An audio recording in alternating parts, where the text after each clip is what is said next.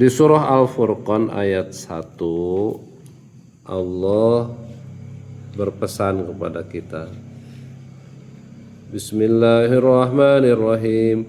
Tabarakalladzi nazzalal furqana ala 'abdihi liyakuna lil 'alamin nadhira. Artinya Maha Suci Allah yang telah menurunkan Al-Quran ala abdihi kepada siapa? Hambanya siapa? Nabi Muhammad. Liyakuna agar menjadi lil alamina nadhira. Menjadi apa? Memberi peringatan kepada seluruh jin dan manusia. Kita sadar enggak? Sekarang itu adalah malam ke-27 di bulan Ramadan.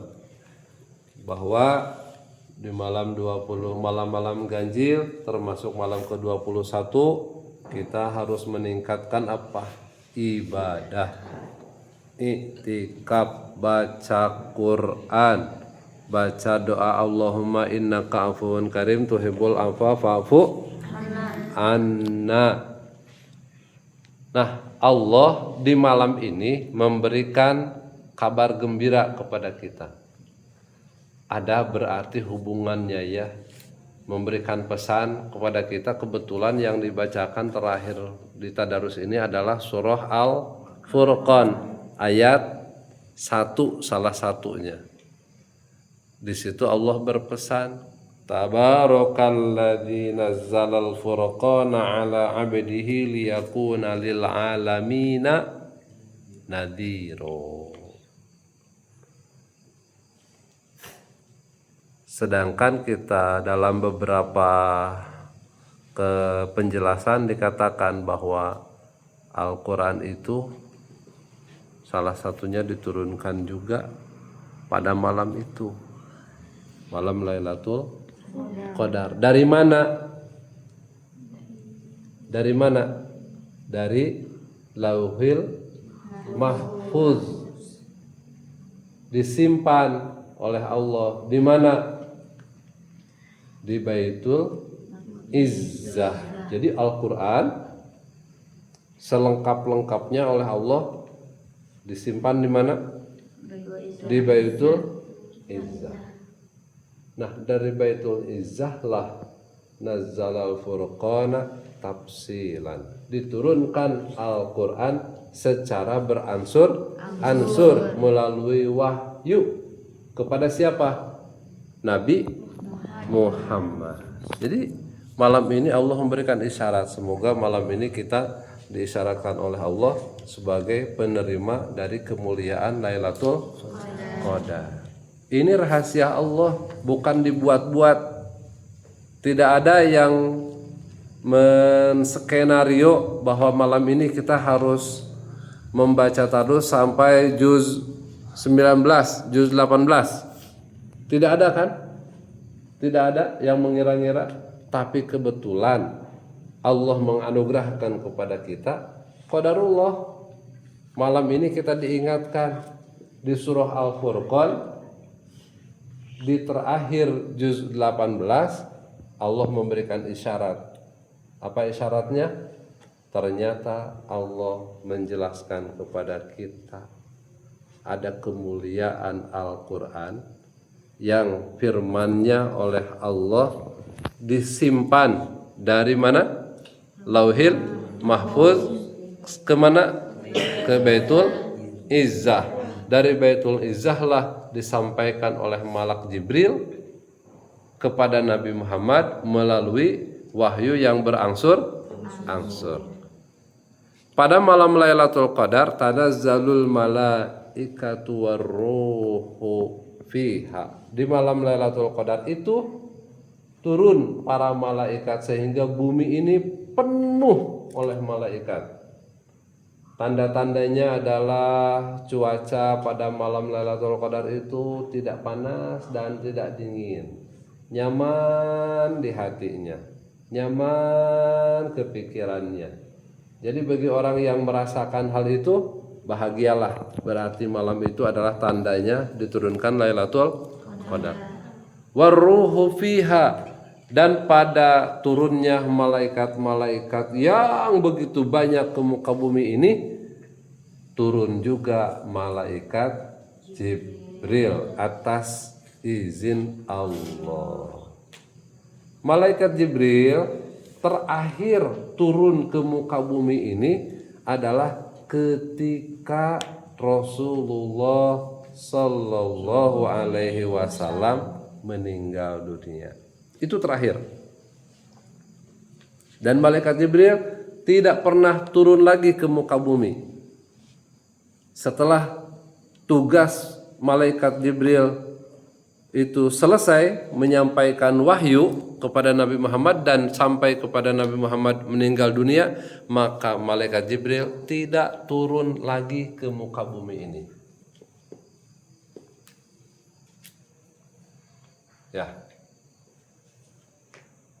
Diberikan izin oleh Allah, malaikat Jibril turun lagi ke muka bumi hanya 1 tahun 1 kali. Berapa? 1 tahun 1 kali. Kapan itu? Ketika malam Lailatul Qadar. Maka bahagialah apabila ada manusia, orang Islam, orang mukmin yang menghidupkan malam Lailatul Qadar itu dengan mendekatkan diri kepada Allah. Dipastikan insya Allah dengan seizin Allah, dia orang itu akan dihampiri oleh para malaikat, termasuk oleh malaikat Jibril. Membawa apa malaikat Jibril? Turun ke muka bumi menghampiri, memberikan salam kepada orang-orang yang beribadah pada malam itu, membawakan kepastian takdir dari Allah Subhanahu wa Ta'ala. Takdir apa? Takdir untuk kesuksesan hidup manusia selama 1 tahun yang akan datang, sebagaimana yang dipintakan oleh kita pada malam nisfu Sya'ban. Yang pertama ingin dipanjangkan umur, yang kedua ingin ditetapkan iman Islam, yang ketiga minta apa? Ditambahkan rezeki yang halal, manfaat untuk bekal ibadah. Nah, jawaban itulah yang diberikan oleh Allah, tugasnya kepada malaikat Jibril dan para malaikat utusan Allah yang diserahkan kepada orang-orang yang pas malam Lailatul Qadar, dia sedang menghidupkan malam itu dengan ibadah kepada Allah Subhanahu wa Ta'ala. Jadi jelas malam ini alhamdulillah, summa alhamdulillah, walhamdulillah, kita diberikan sebuah isyarat oleh Allah sampai di juz 18, ternyata pas di surah Al-Furqan.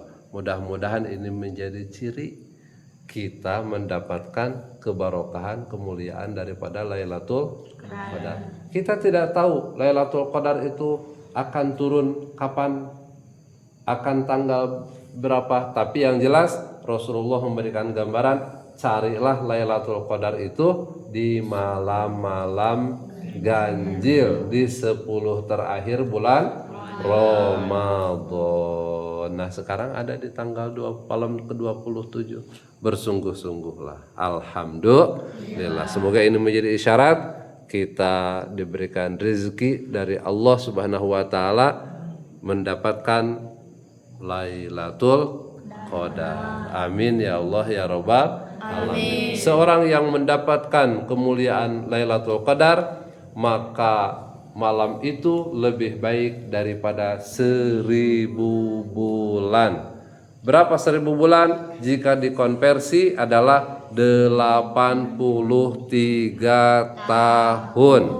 Ini adalah kisahnya Rasulullah pernah menceritakan. Rasulullah pernah menceritakan kepada para sahabat, wahai sahabat-sahabat, dulu ada seorang Bani Israel yang dia malamnya beribadah kepada Allah, siangnya berjihad di jalan Allah, itu selama berapa? 1000 bulan. Para sahabat mendengar kisah itu tertegun. Wah, ya Rasulullah, aku juga ingin beribadah seperti itu. Bagaimana aku bisa beribadah seperti itu? Maka kata baginda Nabi, bagimu, bagi kita orang Islam, Allah memberikan satu malam yang sama derajatnya dengan apabila orang tersebut menghidupkan malam itu dengan ibadah kepada Allah, maka satu malam itu seperti ibadah 1000 bulan, 83 tahun tidak berhenti-henti. Siapakah yang dimaksud Bani Israel, seorang orang soleh Bani Israel itu? Maka dalam sejarah disebutkan Sam'un al-Ghazi. Siapa? Sam'un al-Ghazi. Nah, Sam'un al-Ghazi itu yang terkenal di sejarah-sejarah kita adalah dengan sebutan Samson. Samson itu dari Bani Israel. Dia masih megang ajaran nabi-nabi terdahulu. Dia siangnya berjihad di jalan Allah, memerangi orang-orang yang kufur. Malamnya dia beribadah tidak henti-hentinya selama 1000 bulan. Sehingga ini menjadi ketertarikan para sahabat Nabi waktu itu, ingin sama seperti Sam'un al-Ghazi yang hidupnya dihabiskan untuk berjihad dan beribadah kepada Allah. Adakah manusia sekarang yang usianya sampai lebih daripada 80 tahun? Baginda Nabi mengatakan, awas, umur umatku itu antara 60 atau 70 tahun. Dan jarang dari golongan umatku yang usianya lebih dari itu. Ada memang, tapi jarang. Kebanyakannya umur 60 sampai 70. Nabi saja itu usianya berapa?